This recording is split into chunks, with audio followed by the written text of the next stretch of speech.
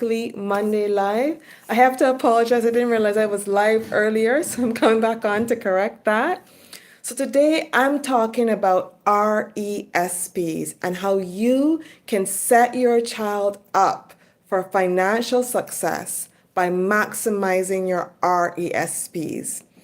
So late last year, I resurrected this channel, and the very first series I did was on the tax-free savings accounts and the dividend snowball investment. Because my top two favorite investment vehicles are the tax-free savings account and the RESP. So as I am working now to refine and review my RESP, I've decided to do my next series on this RESP. I've been researching and learning more as my eldest son recently started attending college. And in that research and refinement, I've decided to share what I've learned with you. So first of all, would you agree with me that debt can be the number one barrier to your financial success? Bad debt. Bad debt, be it debt that you can't carry, or bad debt being consumer purchases that you've put in debt. If you agree, then would you also agree that debt can be the number one biggest barrier to your child's financial success? And the most common debt that young people have are student loans. So why not set your child up for success by starting an RESP, a registered education savings plan? As I said, I'm a huge fan of these types of accounts and invested in them pretty much as soon as I can get a social insurance number for my children. And I applied for that social insurance number as maybe a week or the same week each of my children were born. People often give us gifts when we have a newborn, and some of those gifts can be in cash. So why not take some or all of that cash and start an RESP for your child? So over the next 7 weeks, I'm going to go over RESPs. Today, this week 1, I'm going to go over the basics. In week 2, I'll talk about the different types of accounts. Week 3, I'll talk about the different types of investment vehicles. Week 4, I'll talk about withdrawals and how that works. Week 5, I'll answer the question, what if your child doesn't go to post-secondary education or doesn't do post-secondary education? Week 6, I'll talk about what if you have money left over after your child finishes their post-secondary education degree. And week 7, I'll do some wrap-up keys, points, and reminders and cautions. I'll also make sure that as I go through this 7-week series every Monday at 9 p.m. about RESPs, that I include lots of links to resources or any link to any statistic that I share with you on any of these lives. Feel free to comment below with any questions you'd like me to cover over the next 7 weeks or during this live. So the very first statistic I want to share with you is the cost of post-secondary education. According to Statistics Canada research that was released last September 2024, tuition fees can range from $5,550 per year, and that's a basic arts degree, education degree, to $25,550 a year, and that's for a dentistry degree. And that's just tuition alone. Imagine if your child chooses to leave home to live independently while they're doing their post-secondary education. Then your costs gets magnified. So if your son or daughter have to take a student loan to complete their post-secondary education, then this can be a staggering ball and chain to them after they graduate. And as a side note, I firmly believe and invest in RESPs, but I also believe that leaving room for your child to contribute financially to the cost of their education, to the cost of their post-secondary education. Because I believe they'll value it more once they've had to work hard to get it, one, but also work to contribute to the cost.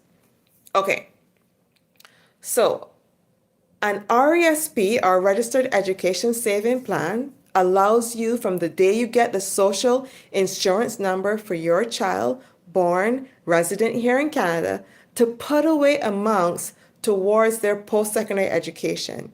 And there's several different government programs to assist you in doing this.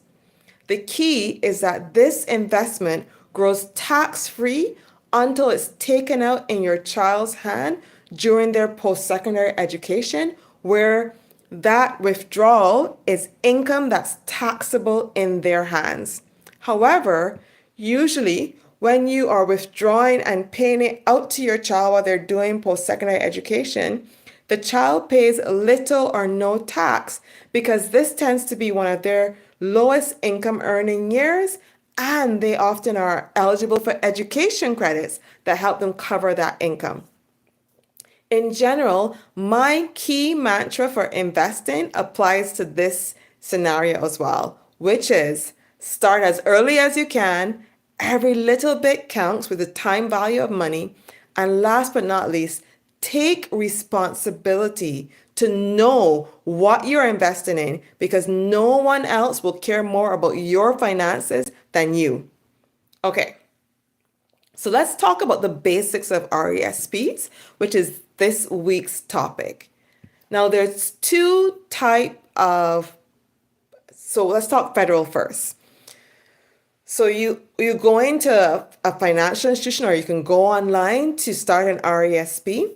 And there's two types of federal programs there to help support you as you start or invest in an RESP.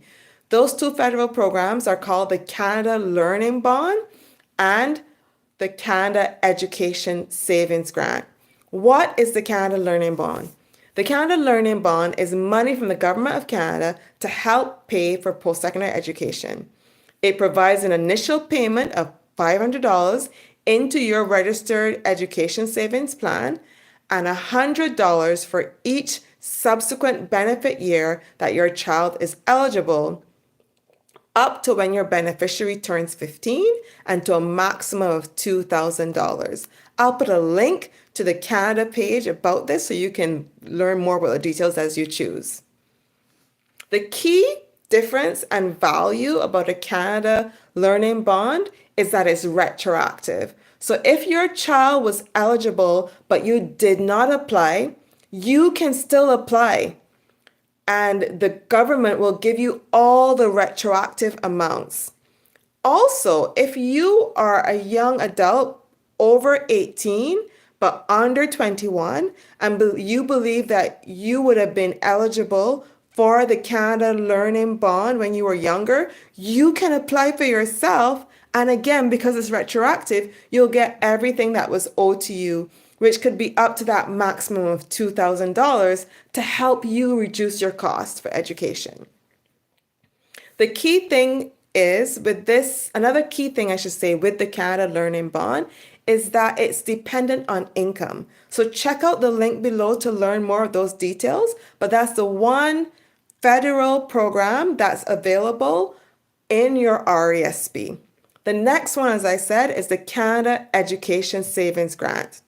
Now this stepping back for the Canada Learning Bond, the key difference there is that it's retroactive. You, if you're 18 or under 21, can apply, and you don't need to put in a dime. Once you qualify, you apply, and the government will put the money into your RESP. Now, for the Canada Education Savings Grant, the difference here is that this is an incentive and a matching program based on what you contribute. So if you would like to get the Canada Education Savings Grant, there has to be a contribution. So this is to provide an incentive for the adult or the guardian to save for that child's post-secondary education. Now, no matter what your income level is, you can qualify annually for a minimum CESG of $500 or up to $1,000 if you missed the prior year, i.e. you didn't get any CESG the year before. There's a lifetime maximum that you can get of $7,000. $7,200. And the minimum CESG of $500 is a 20% of what you've contributed. All right? So you can qualify for more CESG amounts each year if your family income is $111,730 or less, but the lifetime maximum of $7,200 stays the same. So what happens is if your income is less than that, and that's the 2024 amount, the government will soon issue the 2025 amount. The government will give you more quicker. But at the end of the day, the maximum they'll give you, regardless of your income, is $7,200.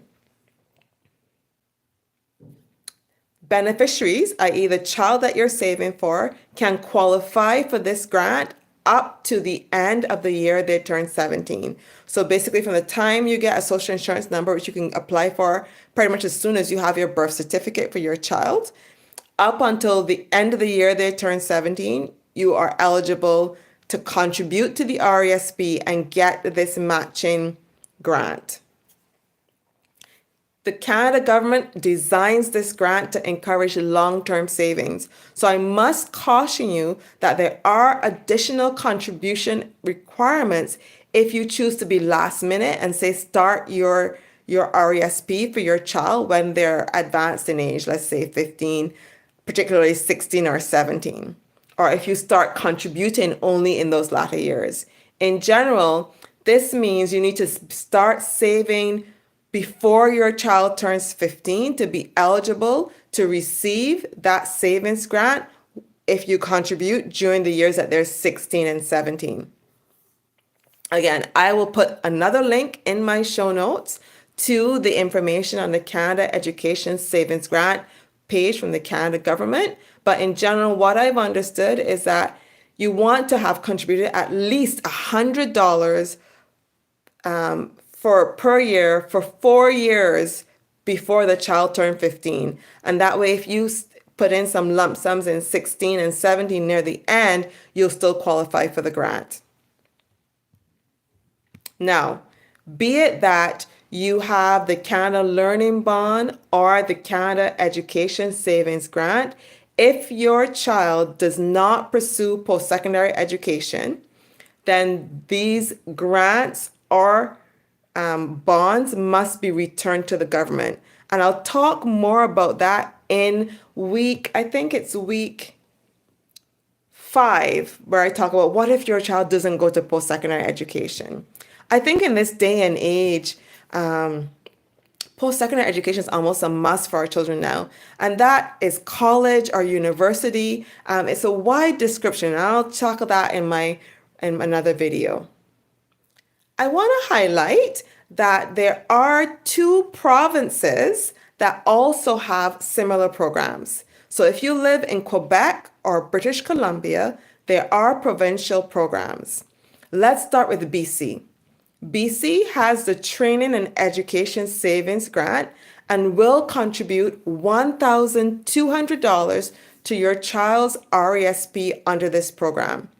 You don't need to contribute to get this. However, you must apply between the child's 6th birthday and before they turn 9. And because it's a provincial program, you and the child, i.e. you're the guardian or the parent, plus the child must be resident in BC to qualify. As I mentioned, unlike the Canada Education Savings Grant, this is not a match, so you don't have to contribute a penny. You just need to apply, and the BC government will contribute that $1,200 to your child's RESP. The second province that has a program is Quebec. And I learned this because I live in Quebec. I moved from New Brunswick to Quebec, and I was pleasantly surprised when I went to transition my RESP to a local branch here. And Quebec has the Quebec Education Savings Initiative. In this instance, this is an incentive, and so you need to contribute to be eligible to receive this Quebec incentive. They pay 10% to a maximum of $250 a year, or $500 if last year you didn't do anything.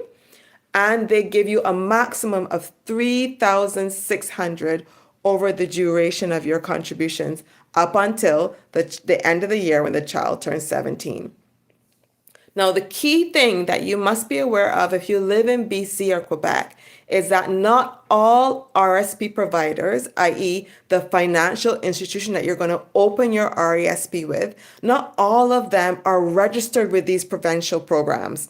I'm going to have links in my show notes so you can go again to the Quebec government page to learn more, or the BC government page to learn more.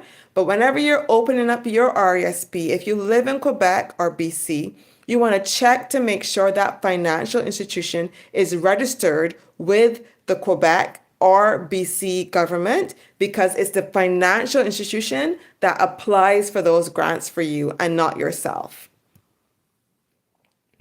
All right, so this video was quite long. It's just clocking over 15 minutes, and I've covered the basics in terms of what an RESP is, what the different federal programs are, the Canada Learning Bond or the Canada Education Savings Grant, and I've also highlighted that there are currently 2 provinces, Quebec and BC, that also have programs. So I haven't had a chance to monitor my chat. I'm still, as I said, revitalizing my channel. So I'm going to review all the questions, and I thank everyone who came to the video and engaged.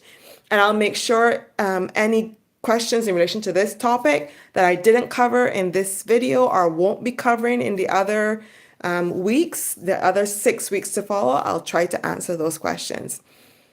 Thanks for tuning in, and I'll see you next week, Monday at 9 p.m. for week 2 of this series on how to maximize your child's financial success by contributing and starting an RESP.